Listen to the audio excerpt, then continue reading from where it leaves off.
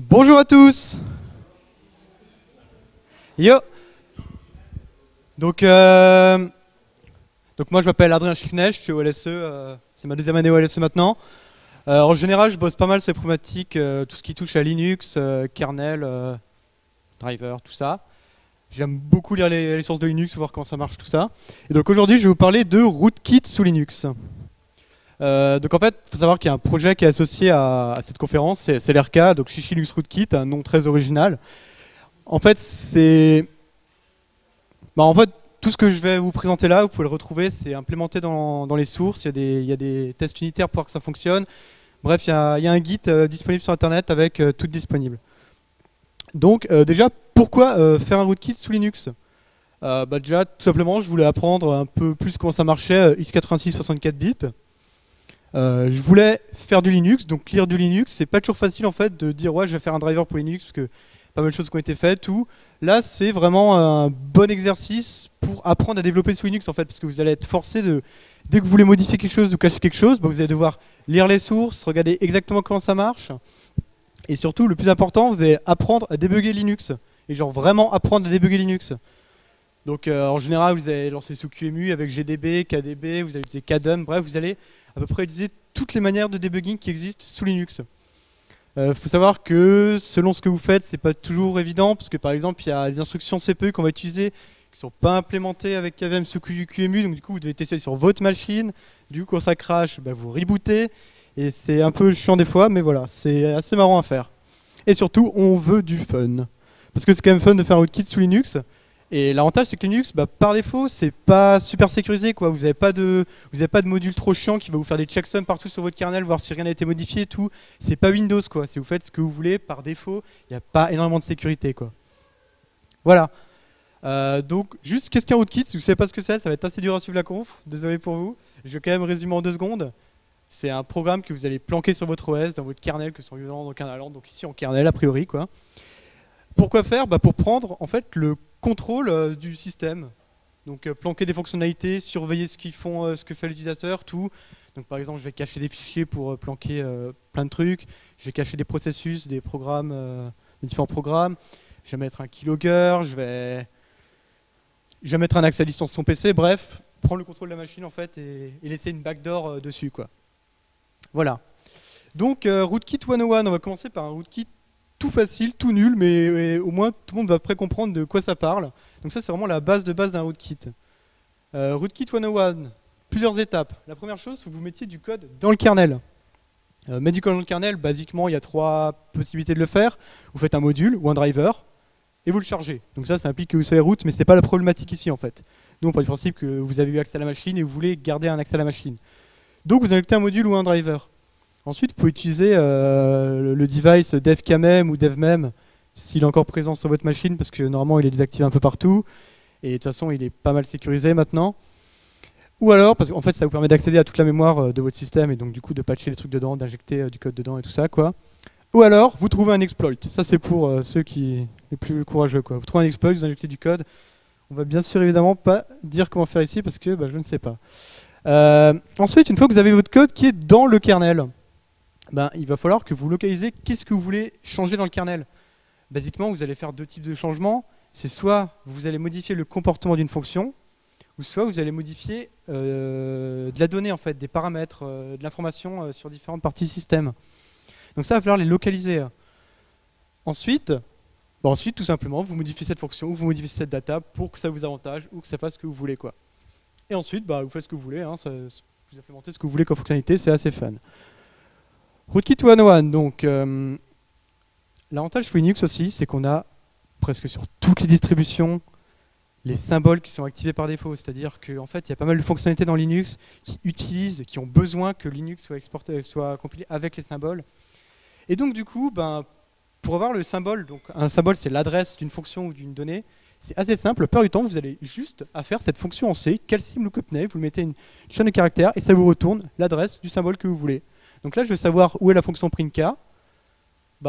Soit je fais la fonction C avec printk derrière, ça me trouve l'adresse, ou alors il y a 4 proc stream, c'est l'interface userland pour faire des tests dessus, quoi. System.map, c'est un peu la même chose, sauf que c'est généré statiquement à la compilation en fait.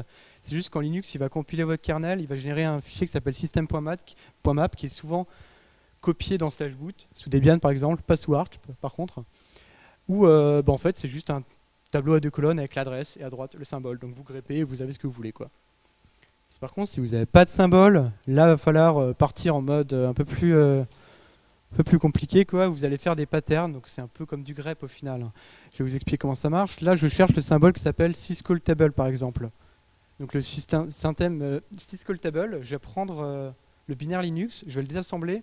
Je sais que ce symbole il va être appelé avec un jump en fait. Il y a un jump et après il va faire le symbole dessus. Donc je vais choper le contexte qu'il y a autour et je vais noter tous les bytes qui ne changent jamais. Les bytes qui ne changent jamais, a priori c'est les opcodes.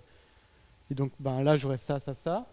Cela, ça c'est ça je peux pas savoir vu que c'est une adresse en fait, ça va dépendre de comment est compilé le truc, donc ça va changer en fonction de votre kernel quoi. A priori ça ne vont pas changer et ça c'est l'adresse qui m'intéresse et donc du coup avec ça, juste à partir du début de mon segment texte jusqu'à la fin de mon segment texte, jusqu'à trouver un endroit où je trouve ça dans le code et je sauvegarde les 4 bytes. Voilà, j'ai trouvé l'adresse de mon symbole. Il faut voir ça comme un grep binaire en fait, c'est vraiment vous parcourez votre truc et vous cherchez un pattern quoi. Donc maintenant vous avez votre symbole, donc vous savez ce que vous voulez modifier. Qu'est-ce que vous allez faire? Vous allez changer, là on va changer une fonction par exemple. Donc on va faire du inline hooking. C'est en fait, au début de votre fonction, vous allez insérer un opcode de jump. Donc en fait, quand la fonction va être appelée, au lieu d'exécuter le code qu'il y a de base, ça va jumper sur votre fonction à vous. Donc exécuter votre code parce que vous avez modifié les premières instructions. Donc exécutez votre hook. Et ensuite, vous restaurez les bytes que vous avez enlevés, vous remettez dessus. Et donc du coup, vous avez exécuté une fonction avant que la fonction soit exécutée. Un pré-hook en fait. Un exemple, on va faire un exemple tout pourri. J'ai essayé de faire en sorte que ce soit super court et que ça rentre sur une slide. On va juste faire un truc, un module kernel qui me permet de donner route à n'importe quel processus avec une petite backdoor. Alors, on va commencer à lire par le bas. Donc un module kernel, comment ça marche? Donc là, il y a l'init de mon module. Je cherche le syscall write. Donc en fait, l'adresse du syscall write, quand je fais un write, ça va être cette fonction qui va exécuter. Elle s'appelle sys_write. Donc je chope son adresse et je la stocke dans un pointeur de fonction qui a la signature du syscall write en fait. Et ensuite, je vais hooker ce symbole. Donc pour hooker ce symbole, je vais copier les 5 premiers bytes et je vais les mettre de côté. À la place de ces 5 bytes, je vais mettre un jump vers mon hook à moi. Voilà. Donc du coup, je vais jumper sur syswrite, ça va jumper directement sur mon hook. Et moi, je regarde, tiens, est-ce que le write qui a été fait, est-ce qu'il est sur la sortie standard? Et est-ce qu'il contient pound 50? Est-ce que en fait, c'est pound 50 qui a été écrit sur la sortie standard? Si oui, je me donne des privilèges root pour le processus courant. Current, ça veut dire processus courant sous Linux dans le kernel. Une fois que c'est fini, j'enlève mon hook, parce que sinon, si je rejump dessus, je vais rejumper à l'infini.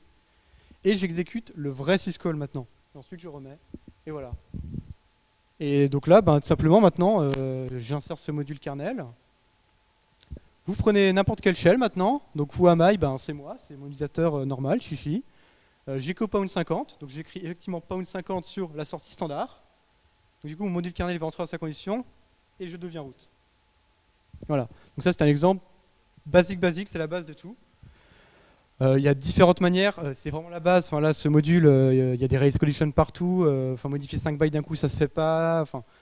Il y a plein de problèmes dans ce truc, mais c'est vraiment pour rester basique, c'était pour vous expliquer la base.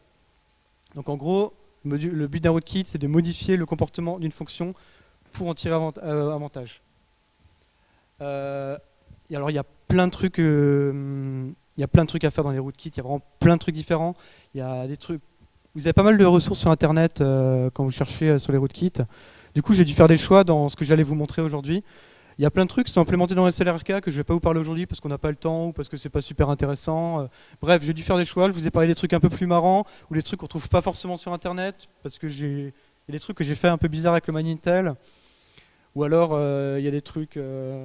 Bref, j'ai essayé de prendre des trucs marrants ou des trucs un peu sales. Mais si vous cherchez des trucs, à la fin, il y aura une liste de toutes les choses à chercher un peu plus. Donc déjà, la base de la base, c'est IDT hooking. Donc IDT hooking, est-ce que vous savez comment marche une IDT? J'espère, sinon ça va être compliqué, mais je vais réexpliquer vite fait. L'IDT, l'avantage qu'elle a en fait, pourquoi on veut utiliser ça? c'est que c'est vraiment la porte d'entrée dans le kernel, quoi. C'est là où le hardware il va passer par là pour faire des interruptions, pour passer par le kernel la plupart du temps.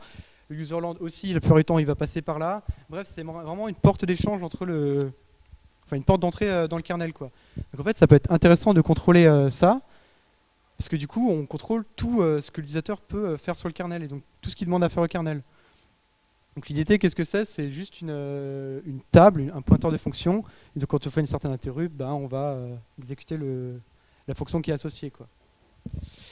Donc voilà, donc à la base, comment ça marche? L'adresse de l'IDT, elle est dans votre registre CPU, donc le registre de logique IDT. Maintenant, votre IDT, imaginez qu'on veut changer une entrée par exemple, syscall au hasard.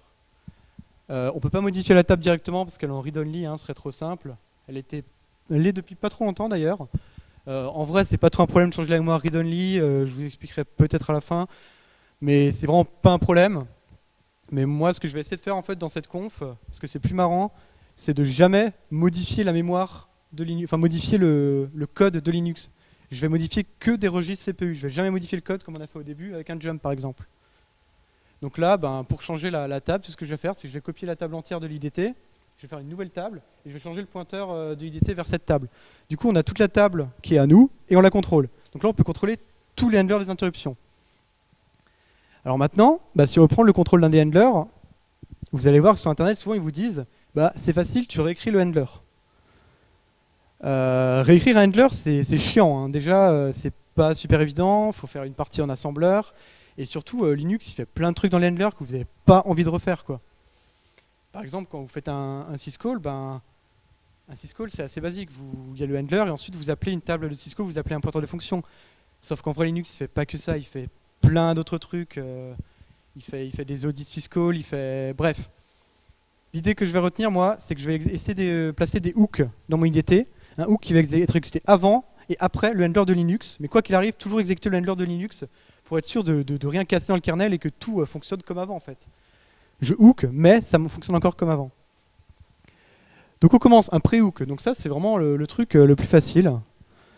Il y a une petite faute dans les slides, cette phrase, il faut l'enlever, ça n'a rien à voir, c'est pour plus tard. Donc comment ça marche? Là, vous avez un programme en userland qui exécute, qui va faire un syscall in80, on va rentrer, ça va rentrer dans l'IDT, c'est un in80, on va exécuter le handler 80 qui est syscall. Sauf que là, nous, on l'aura modifié. Il n'y aura plus celui de Linux. Il y aura le nôtre à la place, un fake handler. Et le fake handler, qu'est-ce qu'il va faire? Déjà, il va exécuter un pré-hook.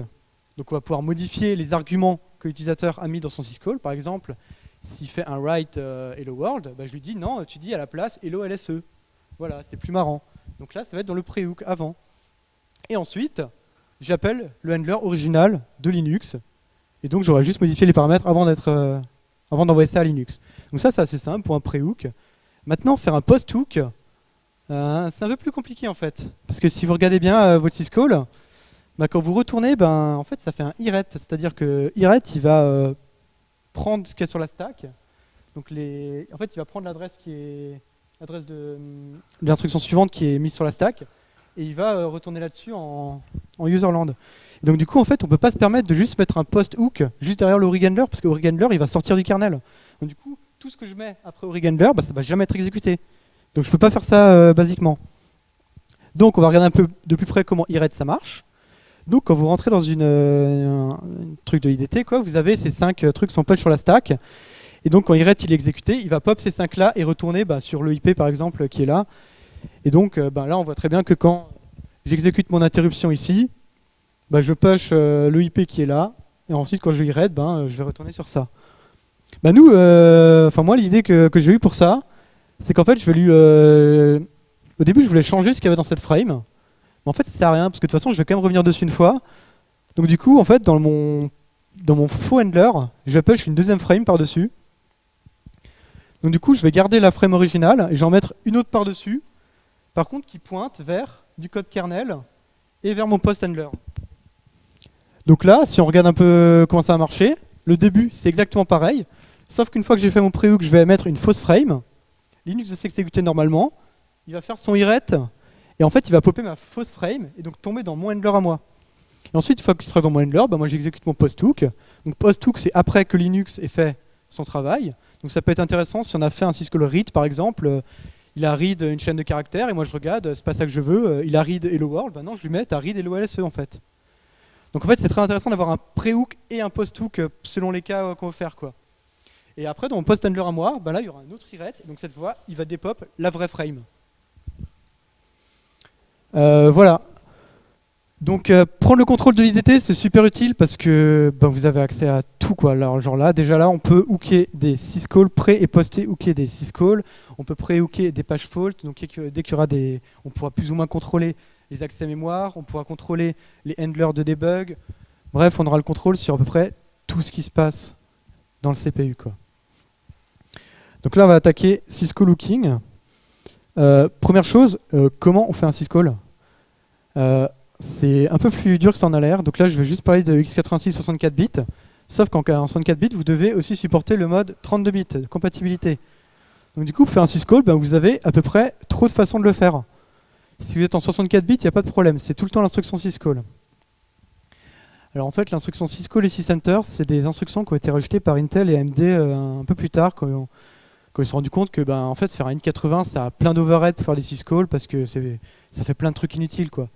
Donc sysenter et syscall, ben, c'est des instructions qui sont faites pour faire des syscalls. Et donc basiquement tout ce qu'elles font, c'est elles jump un endroit dans le kernel et c'est tout quoi. Elles mettent même pas de stack, elles font rien quoi. Donc c'est beaucoup plus rapide, mais par contre il y a beaucoup moins de choses et ça pose beaucoup plus de problèmes aussi. Parce que ces instructions sysenter et syscall, on verra plus tard, mais le problème c'est qu'elles ont été designées pour un usage unique. Sysenter ça permet de passer du ring 3 au ring 0, mais c'est tout. Sysexit, donc pour l'inverse de center, ça passe du ring 0 au ring 3. Mais vous ne pouvez pas aller de ring 0 à ring 0. Et c'est pareil pour syscall et sysexit. Donc en 32 bits, 3 façons de faire un syscall. C'est déterminé, vous n'avez pas les 3 sur votre CPU, ça dépend de votre CPU, ça dépend de votre constructeur, de l'année quand il a été fait, bref, ça dépend de plein de trucs.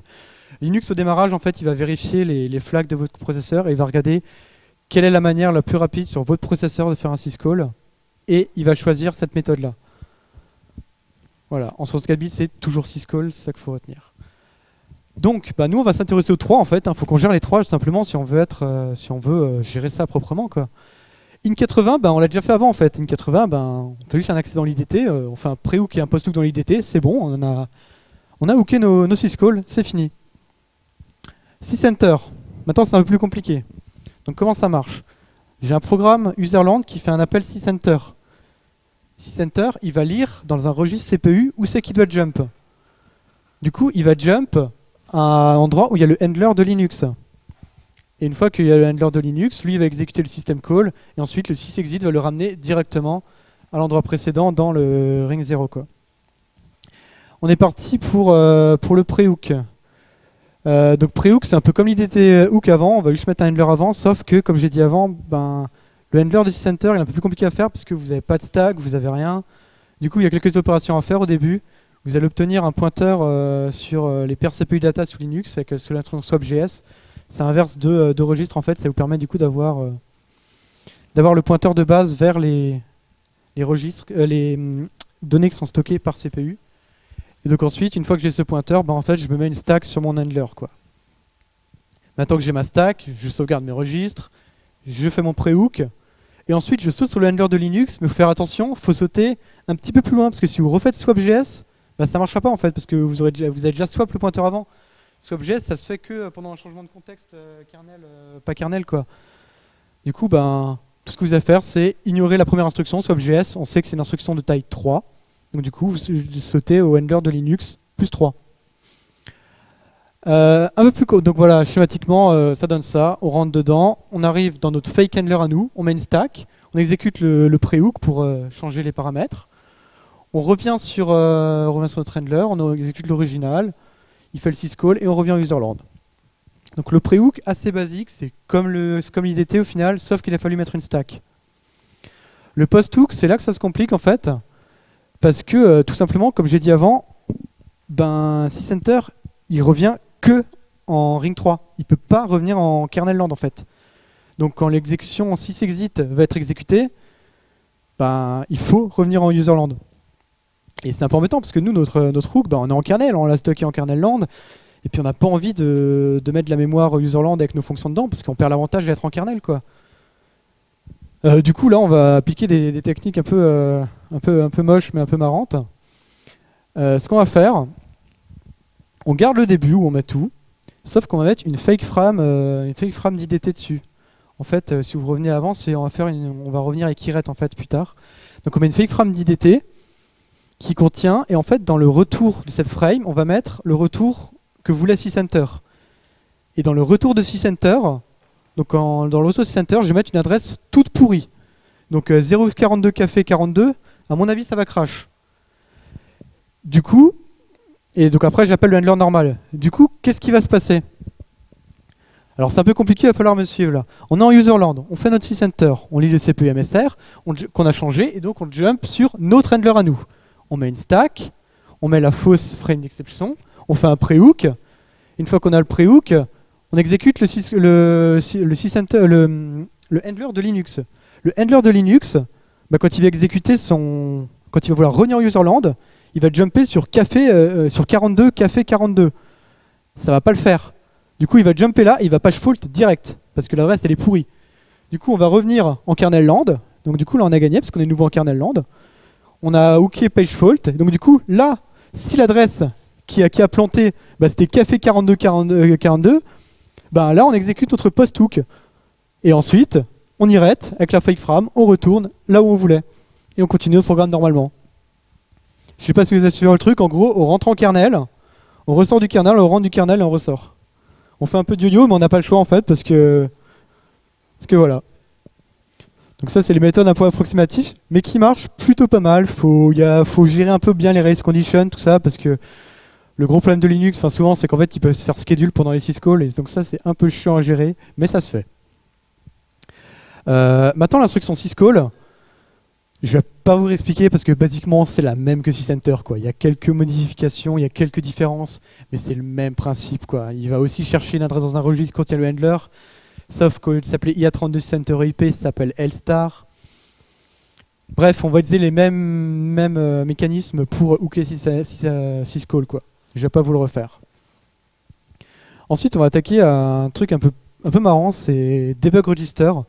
Donc en fait, c'est depuis quelques années, et surtout depuis 2 ans là, Intel il commence à mettre beaucoup de fonctionnalités de debug dans leur CPU. Et quand je dis beaucoup, c'est vraiment beaucoup. Alors ça c'est assez vieux les debug register, hein, ça, je sais pas combien ça a, mais ça doit être au moins Pentium 4 quoi. Je peux pas dire de bêtises, mais au moins. Et Intel il rajoute de plus en plus de fonctionnalités de debug, ça c'est super pratique, mais nous on peut les utiliser aussi quoi. Donc debug register, c'est quoi concrètement? Bah en fait, c'est des breakpoints, mais hardware. En fait, vous donnez un emplacement de la mémoire que vous voulez surveiller, et ensuite vous donnez une condition. Alors, il faut savoir qu'il n'y en a que 4 par CPU, par contre, donc c'est un peu que 4 pour CPU, ouais, donc c'est pas énorme. Hein. 4, faut se battre pour les avoir. Enfin, ils sont pas trop utilisés, mais disons qu'il n'y en a que 4, quoi. C'est hardware, on peut en avoir plus. C'est global aussi, c'est pas par corps, donc si vous mettez un breakpoint, ben, ça va déclencher pour tous les corps, quoi. C'est vraiment global. Donc vous avez 4 breakpoints et ensuite vous avez 2 registres qui permettent de contrôler l'état ou alors de manipuler ces breakpoints. Donc les activer, désactiver, regarder là où ils en sont en avancement, tout ça. Bref, des breakpoints hardware. Hooking, donc ça, en fait ça a été fait pour, hein, donc c'est tout simple, on va l'utiliser comme ça. Quand vous activez un hardware breakpoint, vous lui mettez une condition et une adresse. Et une time, et la taille on va mettre 1 à chaque fois parce que voilà. Donc l'adresse, c'est ce que vous voulez surveiller. Condition, c'est par exemple, est-ce que ça exécute? Donc là, par exemple, je vais mettre un breakpoint. Je lui dis, tiens, dans le registre DB0, tu me mets l'adresse temps et temps. Ensuite, je lui dis dans le DR7, donc le registre qui contrôle ces breakpoints, je lui dis, je veux activer le breakpoint 0, je veux qu'il s'active quand cette adresse elle est exécutée et quand la taille elle est de 1. Quand c'est exécuté, vous devez toujours mettre 1. Ça n'a pas trop d'importance en fait ici. Et ensuite, dès que le CPU il va rencontrer un de ces breakpoints, il va vous générer une interrupt 1. Donc interrupt 1, on est content parce que nous on a le contrôle de notre IDT. Du coup, on met un pre-hook là-dessus. Et donc du coup, vu qu'on a un pre-hook, en fait on peut savoir avant Linux, oh il y a des debug registers qui viennent. S'il y a des debug registers, on les gère et on return. S'il n'y en a pas, on donne le handler de Linux normal et on laisse faire son boulot normal, quoi. Donc comment ça marche? Juste le handler. Je vérifie Donc dès qu'il y a une interruption de int1 qui est levée, moi je dis, tiens, est-ce que c'est le registre 0 qui a été activé? Si oui, bah, j'active le hook 0. Et ensuite, je clear les flags pour dire au CPU de continuer et que j'ai géré le breakpoint et tout ça. Sinon, bah, je laisse Linux gérer le tout, quoi. Donc voilà, ça c'est la partie facile. Ça a été conçu pour, hein, concrètement. Il n'y a rien de magique là-dessus. C'est bien, mais il y a une fonctionnalité super intéressante, c'est Debug Register. C'est là que vous mettez des breakpoints un peu partout dans votre kernel pour exécuter des trucs pas très sympas. Bah, c'est pas très discret, quoi. Le mec, il a juste à lire tiens, il y a quoi dans les debug registers? Oh bah ça alors, il y a des adresses sur mes syscalls. Et donc bah, c'est grillé direct. L'avantage, quand même, une fonctionnalité assez intéressante sur ces breakpoints, c'est qu'en fait, vous pouvez activer un flag dedans qui dit que votre handler va être exécuté avant chaque instruction qui accède au debug register. Il faut savoir que les debug registers, on peut y accéder que par move. Donc on peut les lire ou écrire qu'avec des moves et des registres. Donc ça limite le nombre d'instructions. Donc qu'est-ce qu'on fait dans notre handler, tout simplement? Bah tiens, est-ce que General Detect a été levé? General Detect, ça veut dire, je viens de te lancer une interruption parce que la prochaine instruction, elle va toucher un de tes registres, fais gaffe. Ensuite, je vérifie l'instruction qui va toucher à mes registres, elle appartient pas à mon module quand même. Parce que si elle appartient à mon module, c'est un peu embêtant parce que je vais tourner en boucle infinie. Donc ça, je filtre un peu pour vérifier, parce que moi, en fait, vu que je lis mes registres et tout dans mes handlers, voilà, faut que je filtre ça. Donc, bah écoute, c'est pas moi qui génère l'interruption, du coup, on va le gérer. Comme j'ai dit, pour accéder à Debug Register, c'est forcément des moves depuis ou vers un registre. Donc du coup, c'est super simple à décoder, ça se fait en moins de 10 lignes avec un switch case. Donc du coup, j'ai ma petite fonction qui va me décoder l'instruction qui accède au Debug Register. Par exemple, il veut move le contenu de Debug Register 0 vers EAX. Bah, moi, je décode ça, et je lui dis, bah tiens, écoute, cette instruction, tu vas pas l'exécuter au final. Je prends ton EIP, je fais +3, donc le move, tu vas pas le faire, c'est mort. Et ensuite, si c'était un write, bah, je vais lui faire croire que son truc, il a été fait quand même, quoi. Genre, s'il veut écrire 4 dans les debug registers, bah, je vais stocker 4 dans une variable à côté, mais pas dans les debug registers. Et ensuite, un peu plus tard, donc son truc, il va jamais être mis au final, hein. Et un peu plus tard, lui, il va se dire, oh, je vais vérifier quand même si ça a bien marché. Je vais read, je vais détecter le read, et donc du coup, je vais lui retourner son 4, mais pas ce qu'il y a dans mes registres. Donc du coup, ben, d'un point de vue... en fait, le premier qui a accès à ça, bah, il a accès à tout. Enfin, il peut tout cacher aux autres, quoi. Parce que lui, il va read, il va write, il verra à chaque fois ses bonnes valeurs, tout, mais le breakpoint, il va jamais trigger parce que c'est moi derrière qui le contrôle et c'est moi qui le cache. Donc ça, c'est super pratique. Bah, vous pouvez cacher tous vos debug registers comme ça. Bon, après, ça se voit quand même, hein, quand vos breakpoints ne marchent pas, vous savez qu'il y a quelqu'un qui fait quelque chose, quoi. Mais bref, c'est assez marrant comme fonctionnalité. Et ensuite, du coup, je me suis posé la question, bah tiens, les debug registers, on va utiliser pour protéger de la mémoire. Je me suis dit, bah tiens, ça a l'air super simple, Watchpoint, GDB il le gère, il y a plein de gens qui font ça, ça a l'air super simple à faire. J'ai juste à dire, au de la condition exécute, read ou write. Assez simple. On teste. Je mets une condition sur une adresse mémoire que je veux protéger, par exemple l'adresse de mon int handler. Je vais protéger l'adresse de mon IDT pour lui faire croire que bah, je l'ai jamais modifié, quoi. Le but, c'est, je lui dis, si quelqu'un veut lire une entrée dans l'IDT, bah, je lui renvoie la vraie à la place, quoi. Donc, bref, protéger des adresses mémoire. Donc, notre handler, il est appelé avant l'accès aux mémoires. Bon, bah, on remet la vraie valeur. Il exécute son instruction. Donc, il lit la valeur. Et ensuite, moi, j'ai un autre truc derrière qui va remettre la valeur. Donc, en gros, je vais lui remettre la vraie valeur qu'il veut à l'endroit de la mémoire, mais que pour une instruction, l'instruction où il read. Donc lui, bah, il va croire que ça marche, quoi. Au moment où il va faire son accès mémoire, la data sera là. Vu qu'elle sera remise avant, mais enlevée juste après. Donc elle sera juste là pour une instruction. Donc comment ça se fait? Là, votre breakpoint, il va trigger. Vous remettez la valeur que lui, il attend. Vous mettez le trap flag pour dire, faut que tu fasses du pas à pas la prochaine instruction que je veux que tu me rappelles. Lui, il va lire sa fausse valeur. À cause du trap flag, on est réappelé, nous. Et là, je remets la vraie valeur que moi je veux dans la mémoire et je clear le trap flag. J'ai essayé, ça marche pas. Ça marche pas du tout, pas du tout. Ça va complètement pas marché en fait simplement. Le problème est assez simple, c'est que depuis des processeurs assez anciens, donc le P6+, le processeur il est devenu trop compliqué. Enfin, je sais pas si vous avez vu dans les derniers x86, les pipelines, ça se compte, les pipelines du x86 ça se compte par vingtaine maintenant quoi. C'est un peu compliqué en fait de donner du coup de break avant de faire un accès mémoire quoi. Donc ils se sont dit bah on le supporte plus, c'est fini, ça y en a marre. Bah du coup, bah, en fait quand vous activez un watch point sur une adresse mémoire, bah, ça vous donne l'instruction après, juste après. Et donc l'accès mémoire a déjà eu lieu. Et donc ça c'est chiant. Parce que regardez ici, donc là on s'en fout ça. Là je mets une adresse dans EAX. Et là je déférence EAX et je mets le contenu dans EAX. Donc c'est là, on est d'accord que c'est là où il va lire de la mémoire.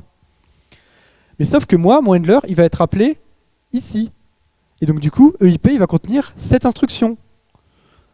Et donc ça fait bien chier parce que bah, déjà l'accès mémoire il aura déjà eu lieu et en plus je pointe vers l'instruction la mauvaise, celle d'après quoi. Donc on va se dire bah c'est pas grave, je vais lire l'instruction qui est juste avant quoi, pour voir comment c'est. En x86 vous avez des instructions de taille variable, lire l'instruction qui est après celle courante, bah ça se fait pas en fait, tout simplement. Vous pouvez faire la méthode pourrie où vous incrémentez d'un byte chaque fois jusqu'à trouver une instruction qui est valide quoi. Mais c'est pourri quoi, c'est pas fiable, donc faites pas ça. Donc là on a un problème, on peut pas lire l'instruction d'avant, celle qui nous intéresse, celle-là. Donc là on continue dans les trucs un peu sales, et on va regarder un peu ce que le CPU nous propose. Et en fait c'est assez pratique, parce que depuis les Core i3, i5, et toutes ces bêtises, hein, on a des fonctionnalités de debug en plus, qui s'appellent le branch tracing. Le branch tracing, tout simplement, donc moi il y a plusieurs manières, il y a plusieurs registres qui font du branch tracing, moi je parlais juste du LBR, donc Last Branch Record. Last Branch Record, en fait, c'est un truc... c'est quand vous l'activez, votre CPU, il va réserver 32 registres à part, où il va stocker la destination et la source des 16 derniers branchements. Ça marche sous forme d'un buffer circulaire.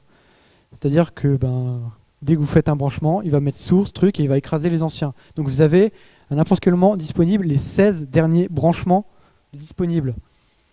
Bah du coup, c'est cool, c'est ce qu'on veut en fait. Vu que le breakpoint il est trigger juste après le memory access, bah nous on va regarder la dernière branche, la branche juste avant.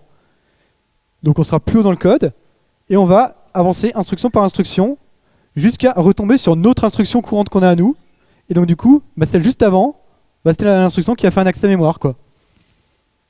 Donc c'est assez marrant à faire.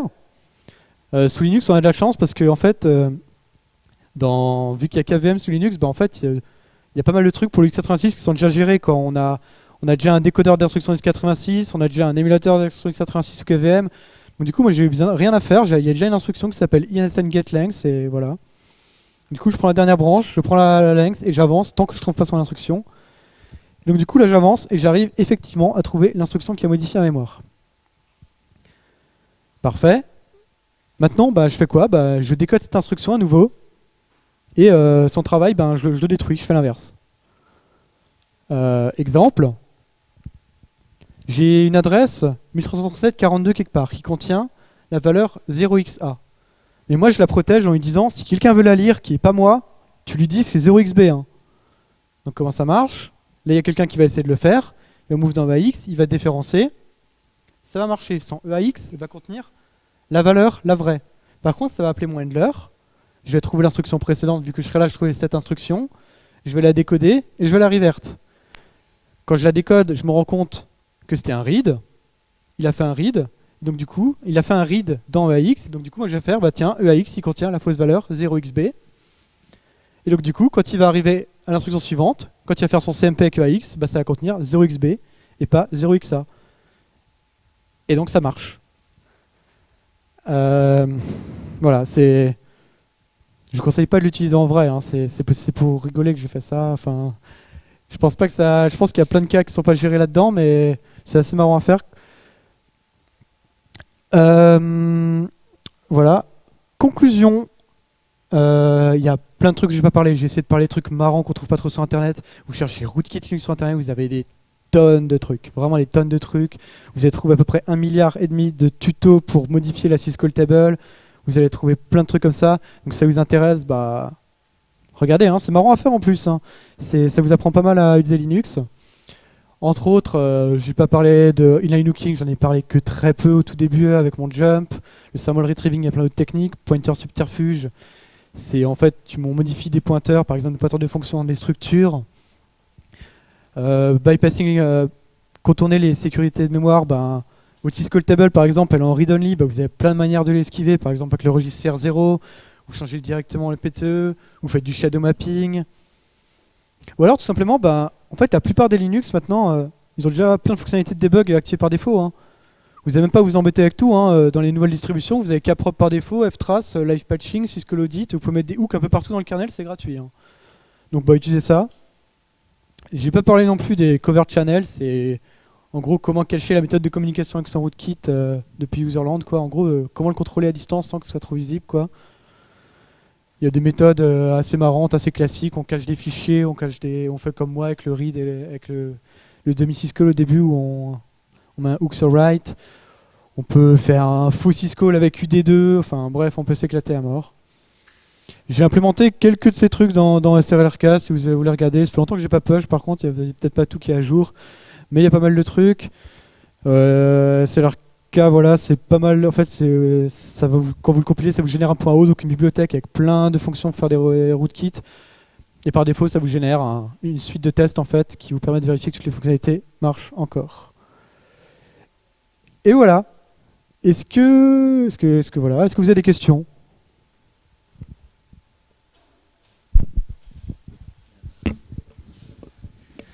Ouais, moi je voulais savoir si tu avais réussi à trouver un moyen, après la discussion qu'on avait eue sur justement je fais l'inverse de l'opération qui vient d'être fait, on avait vu qu'il y avait des cas qui étaient un peu difficiles à gérer en termes de c'est quoi l'inverse de telle opération.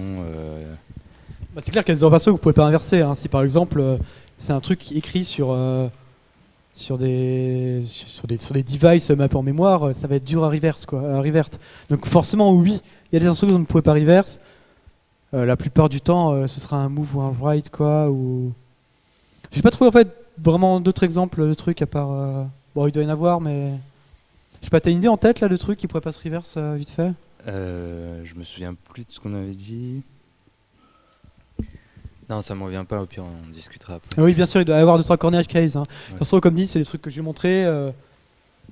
Voilà, j'ai vu ça dans le MyIntel, ça m'a fait rire, je pensais qu'on pouvait l'utiliser pour faire des bêtises, j'ai fait des bêtises avec. Et à mon avis, c'est clair qu'il y a des gars qui ne sont pas couverts. Quoi. Mais et dernier truc, ce que j'y pensais pendant que tu en parlais, au niveau du live patching, tu pensais à quoi? Parce que c'est pas super discret quand même de poser des hooks, de replace le fonctionnement de certains trucs comme ça. Alors moi en fait je suis quelqu'un qui fait du système, pas la sécurité, donc être discret je sais pas trop faire. C'est-à-dire que... Oui c'est pas discret mais c'est facile à faire. Si c'est pas discret ça dépend ce que la personne regarde quoi. La plupart, tu connais beaucoup de personnes qui regardent tout le temps leur kernel voir si quelqu'un fait du live patching dessus.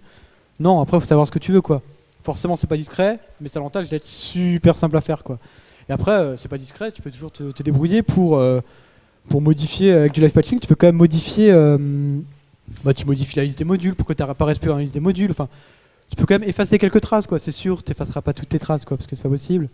Et du coup, quand tu vas faire ton live patching, tu peux rappeler quand même l'ancienne fonction que tu as overwrite ou c'est par exemple genre Non, le live patching c'est pas du hook, en fait ça remplace carrément la fonction. Voilà, donc, ça trash l'ancienne, ça remplace juste l'ancienne par un jump vers la nouvelle. Voilà, donc tu peux pas faire quelque chose en plus de l'ancienne fonction, il faut que tu refasses toute une nouvelle fonction qui faisait la même chose quoi. Ouais. Ok.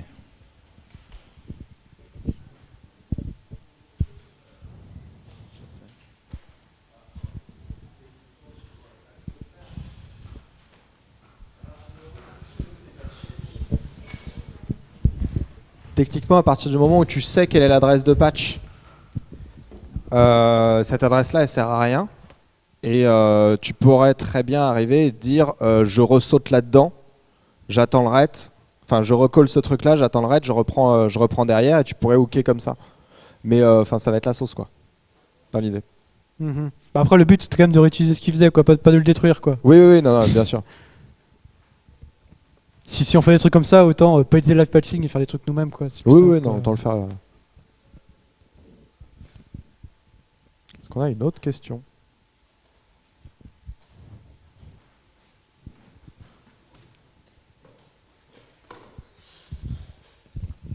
Pourquoi ne pas avoir utilisé, par exemple dans le cas de Policy Call Hooking, dans le cas du post-hook, pourquoi tu n'as pas écrasé en fait l'IRET et fait partir sur un shellcode derrière qui t'aurait ensuite retourné à la fin vers ton IRET? Écraser l'IRET et... En gros, au lieu d'injecter par d'autres manières un petit peu tordues, directement écraser l'IRET, de faire pointer vers une adresse de ton cru avec ton frame et tes instructions, et ensuite à la fin de tes instructions, retourner sur l'IRET. Bah ouais, mais c'est un peu ce que je fais au final. Enfin, parce que là, c'était moi, au lieu de l'écraser, je la garde pour plus tard, quoi. Ça revient au même. De toute façon, tu devras faire 2 IRET a priori, celui de Linux et le tien. Ouais. Autant garder celle qui a déjà été fait, quoi. Mais c'est clair, tu peux écraser et ensuite la faire au dernier moment dans ton shellcode ou n'importe quoi, mais... Toi quoi?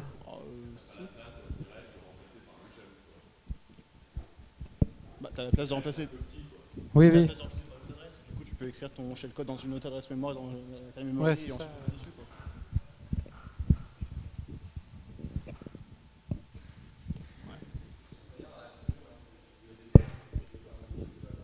Ouais, c'est ça. Moi, je veux pas modifier ce que Linux y fait. Hein. Il le fait bien et il faut pas le toucher. Hein. Ok.